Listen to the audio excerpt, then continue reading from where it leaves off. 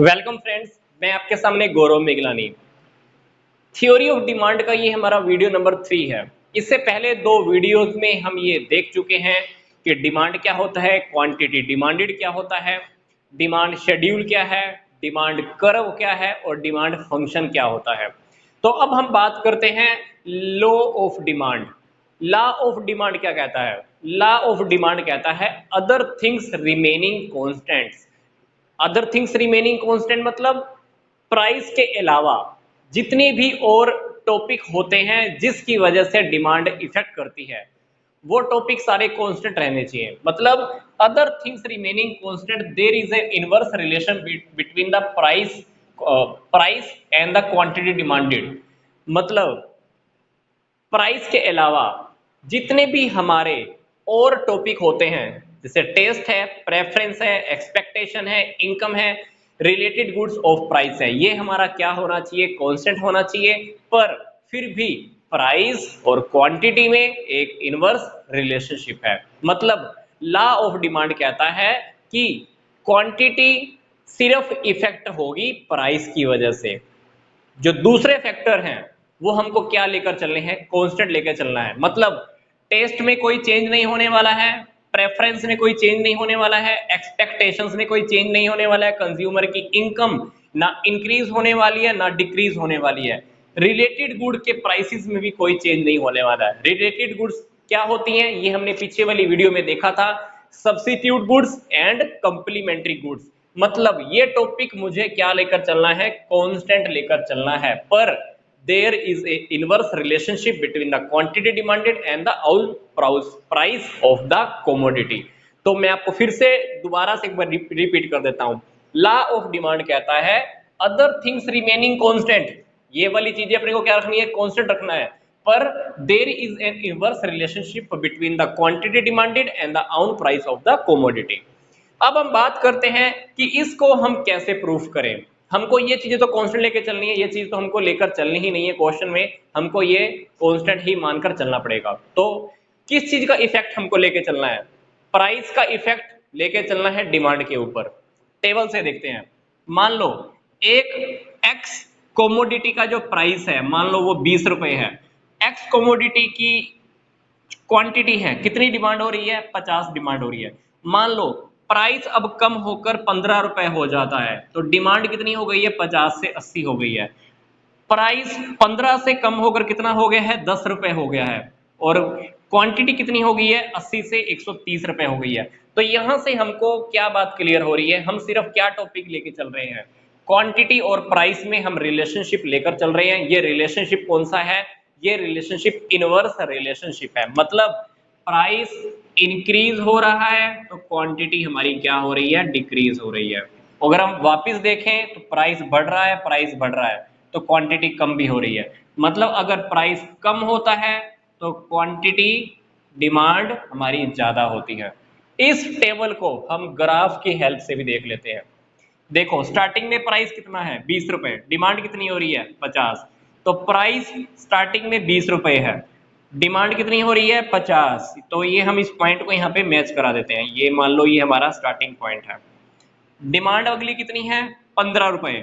जब sorry price कितना हो गया? 15 रुपए हो गया, डिमांड कितनी है? 80 रुपए। तो हमारा ये 80 वाला पॉइंट ये रहा, ये वाला पॉइंट। रेट जब 15 हुआ तो डिमांड कितनी हो गई है? 80 रुपए।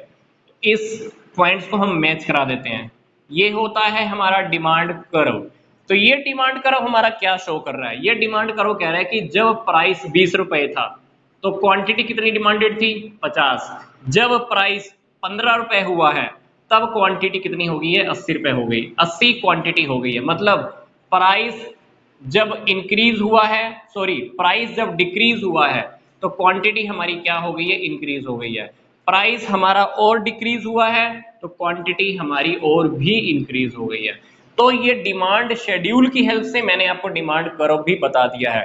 तो ये डिमांड लॉ ऑफ डिमांड क्या कहता है? लॉ ऑफ डिमांड कहता है कि हमको लॉ ऑफ डिमांड पढ़ते हुए सिर्फ एक ही टॉपिक लेके चलना है कि there is inverse relationship between the price and quantity demanded. पर बाकी ये टॉपिक हमको क्या लेके चलने होते हैं? कांस्टेंट मानकर चलने होते हैं। अब बात आती है कि सेकंड हमारा टॉपिक है why more of good is purchase when it's price fall. जब प्राइस कम होता है तो हम प्रोडक्ट ज्यादा क्यों खरीदते हैं, या इस टॉपिक का नाम एग्जाम में कभी कभी ये भी आ जाता है why does demand curve slope downward. हमने देखा था कि डिमांड कर्व कैसे ये नीचे की तरफ गिरता है, ये कह रहा है कि डिमांड कर्व स्लोप डाउनवर्ड क्यों होता है। इसके 4-5 रीजन है जो आपकी बुक में भी दिए हुए होंगे, पर हम इसको भी डिटेल में बहुत अच्छे से देख लेते हैं। पहला हमारा टॉपिक है law of diminishing marginal utility. Law of diminishing marginal utility का टॉपिक क्या है, मैं आपको एक सिंपल सी लैंग्वेज में समझा देता हूं। मान लो आपको आइसक्रीम बहुत अच्छी लगती है, आप किसी दुकान पर खड़े हो, आपने 20-20 रुपए की 2 आइसक्रीम खाई, आपको फिर आइसक्रीम और खाने का मन किया, आपने एक आइसक्रीम और खा ली।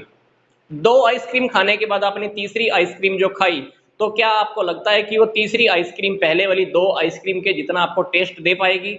नहीं दे पाएगी। उसकी यूटिलिटी आपके लिए कम हो जाएगी, आप उतना बेनिफिट, उतना स्वाद उसमें से नहीं लगा पाओगे। अब दुकानदार मान लो आपको कह दे कि ले चौथी आइसक्रीम और खा ले। आइसक्रीम का रेट कितना है? 20 रुपए। दुकानदार आपको लालच देता है कि ले बेटा एक आइसक्रीम और खा ले, तेरे को तो बहुत अच्छी लगती है। तो आप क्या कहोगे? अंकल मेरा खाने का मन नहीं है। दुकानदार मान लो आपको ये कह देता है कि ले चौथी आइसक्रीम तू खा ले, मैं तेरे को ये आइसक्रीम 20 रुपए वाली या 15 रुपए में दे देता हूं।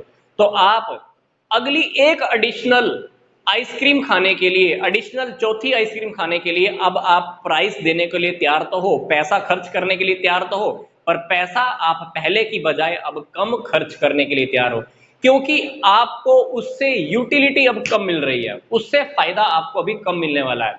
तो इसीलिए भी जब किसी प्रोडक्ट का प्राइस कम होता है तो हम उसको ज्यादा खरीदते हैं। तो पहला कारण ये भी होता है कि हमारी उससे मिलने वाली यूटिलिटी कम होती है। पहली आइसक्रीम खाई, आपको बहुत अच्छा लगा, दूसरी आइसक्रीम खाई, थोड़ा सा कम अच्छा लगा, तीसरी आइसक्रीम खाई, आपको खाने का मजा थोड़ा सा और भी कम आया, चौथी आइसक्रीम अगर आप खा भी रहे हो तो आप खाओगे भी तो क्या करोगे उसको, या तो कम प्राइस पे खाओगे, या खाओगे भी तो आप बहुत कम खाओगे, क्योंकि आपको उसके खाने से यूटिलिटी आपको धीरे धीरे कम होती जा रही है। रोटी खाने का एग्जांपल ले लो, आप घर आते हो, आपको बहुत भूख लगी हुई है, पहली रोटी खाओगे तो आपकी भूख शायद शांत हो जाएगी, दूसरी रोटी खाओगे तो थोड़ी सी भूख और शांत होने वाली है, तीसरी खाओगे तो हो सकता है कि अभी खाने का मन नहीं होगा, फिर भी आप तीसरी रोटी खा लेते हो, चौथी खाई तो हो सकता है कि आपका पेट बिल्कुल टाइट हो जाएगा, पांचवी खाओगे तो हो सकता है कि आपको उससे यूटिलिटी मिले परंतु वो जीरो मिले, क्योंकि पांचवी रोटी खाने के बाद हो सकता है कि आपको वहीं पर वोमिट भी हो जाए। इसका मतलब है कि जैसे जैसे आप एक एक एडिशनल यूनिट ऐड करते जा रहे हो, आपको उस प्रोडक्ट से मिलने वाला जो फायदा है धीरे धीरे कम होता है। इसलिए वो फायदा जो भी आप एडिशनल यूनिट से अब लेना चाहते हो उसके लिए आप प्राइस भी अब कम पे करना चाहोगे। अब दूसरी बात आती है इनकम इफेक्ट। मान लो आपकी 1000 रुपए इनकम है, आपकी 1000 रुपए इनकम है, आपको मान लो कोई एक प्रोडक्ट खरीदना है, कोई एक कोमोडिटी खरीदनी है, वो कोमोडिटी का प्राइस है 500 रुपए। तो इसका मतलब है कि 500 रुपए के अंदर वो 2 कोमोडिटी खरीद सकते हो।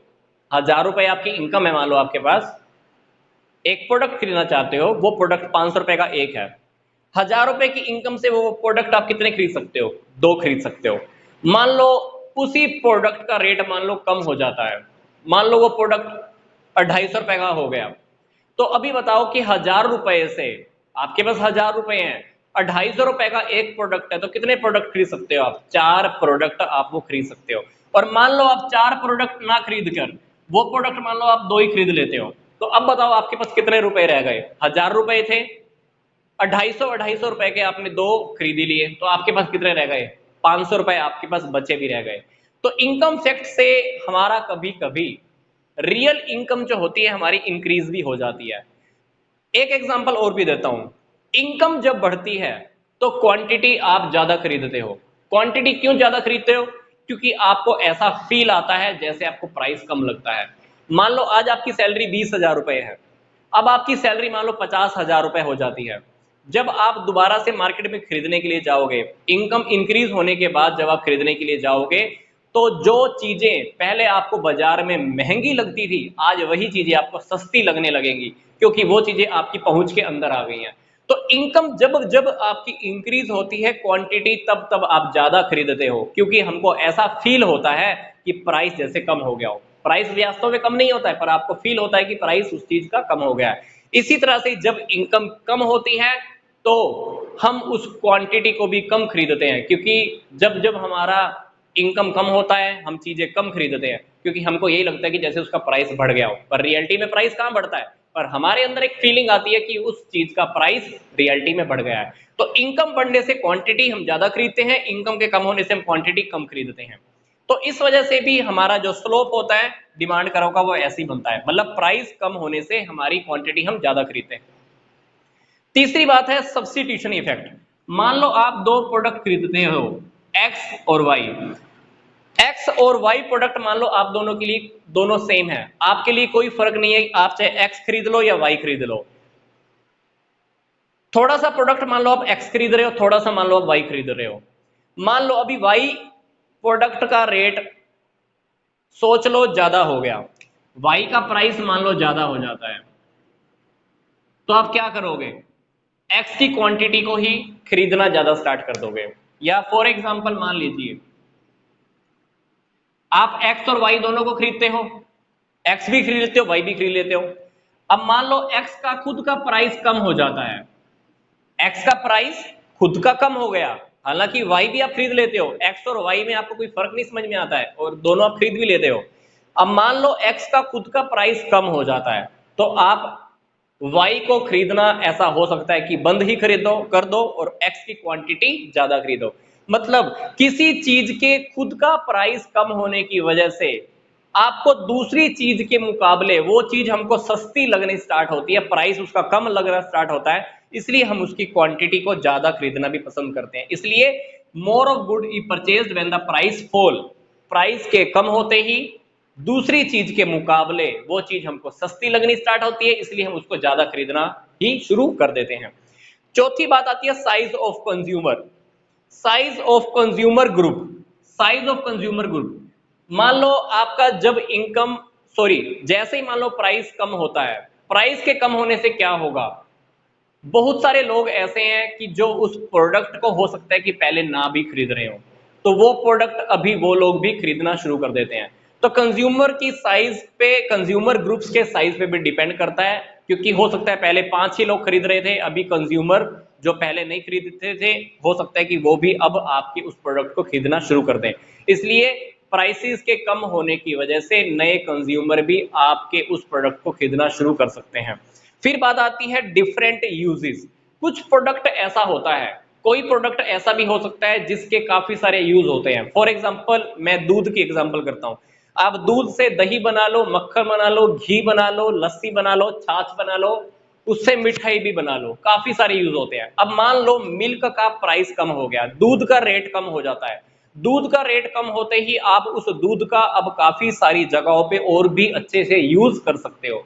तो दूध के रेट के कम होने की वजह से दूध की अल्टीमेटली डिमांड बढ़ जाएगी, क्योंकि वो दूध, वो मिल्क आप अब काफी जगह पर उसको आसानी से यूज कर सकते हो।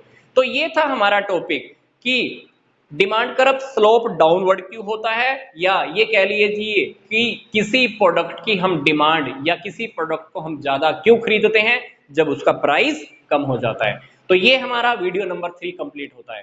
नेक्स्ट वीडियो में हम फिर से इसी चैप्टर का और कोई आगे का नेक्स्ट टॉपिक देखेंगे। तो यहां तक का वीडियो देखने के लिए आपका बहुत बहुत धन्यवाद।